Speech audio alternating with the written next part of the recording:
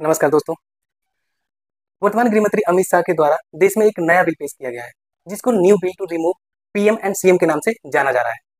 इस बिल के प्रावधान के तहत प्रधानमंत्री, मुख्यमंत्री व अन्य मंत्री को केवल 30 दिन के न्यायिक हिरासत के बाद 31वें दिन उन्हें अपने पद से हटाया जा सकता है। यह प्रावधान गंभीर अपराध अर्थात 5 साल से अधिक मामलों पर लागू होगा। खास बात यह है कि यह नियम सिर्फ मंत्रियों के लिए नहीं है, बल्कि प्रधानमंत्री व मुख्यमंत्री के लिए भी है। उदाहरण के लिए अगर किसी मुख्यमंत्री पर संगीन आरोप, दोस्तों आरोप इसमें गौर करने वाली बात है, अर्थात बिना मुकदमा साबित शक के आधार पर 30 दिन तक जेल में रहे तो नए कानून के मुताबिक उसे 31वें दिन अपने पद से इस्तीफा देना होगा। दोस्तों पहले यह प्रक्रिया जजमेंट के बाद होती थी, लेकिन इस कानून के तहत यह प्रक्रिया आरोप लगते ही 30 दिन के न्यायिक हिरासत के बाद शुरू हो जाएगी।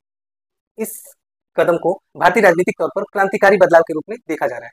लेकिन क्या यह जनता के हक में है या लोकतंत्र को अस्थिर करने की कोशिश? आइए विस्तार से समझते हैं।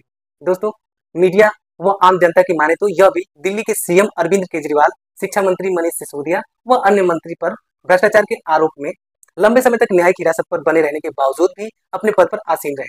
इन्हीं कारणों से यह बिल लाने की अंदेशा जताया जा रहा है। यह बिल किस हद तक सही है, चलिए देखते हैं। दोस्तों आलोचकों की माने तो इस कानून के पीछे विरोधी सरकारों को कमजोर करने की साजिश है। केंद्र सरकार की जांच एजेंसियां अगर किसी विपक्षी मुख्यमंत्री को गिरफ्तार कर 30 दिन तक रख ले तो वह अपने आप बर्खास्त हो जाएगी। दोस्तों इससे विरोधी शासित राज्यों की सरकारें अर्थात सिंगल इंजन की सरकारें कमजोर हो जाएंगी। विपक्ष का तर्क है कि यह कानून मुख्य रूप से विपक्षी राज्य की सरकारों को अस्थिर करने के लिए ही लाया गया है।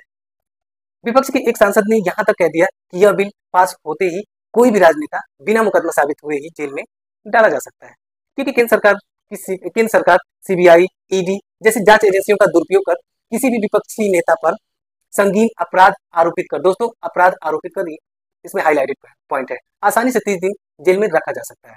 दोस्तों जहां तक इन बिल में अनेक खामियां थी, क्या इसमें कुछ अच्छाइयां भी हैं? चलिए देखते हैं।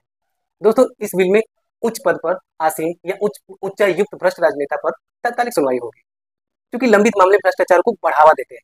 साथ ही ये राजनेता अपने पद पर बने रहते हुए उन पदों का दुरुपयोग कर अपने ऊपर लगे चार्ज पर लिपापोती कर आसानी से चार्ज मुक्त हो जाते हैं। वही राजनेताओं की लंबी न्यायिक हिरासत सरकारी कामकाज को अवरुद्ध करती है।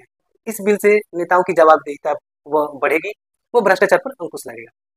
दोस्तों यह बिल किस हद तक सही है, अपना जवाब कमेंट में देना ना भूलें। और ये वीडियो अच्छा लगे तो इस वीडियो को लाइक करें, शेयर करें एंड सब्सक्राइब करें।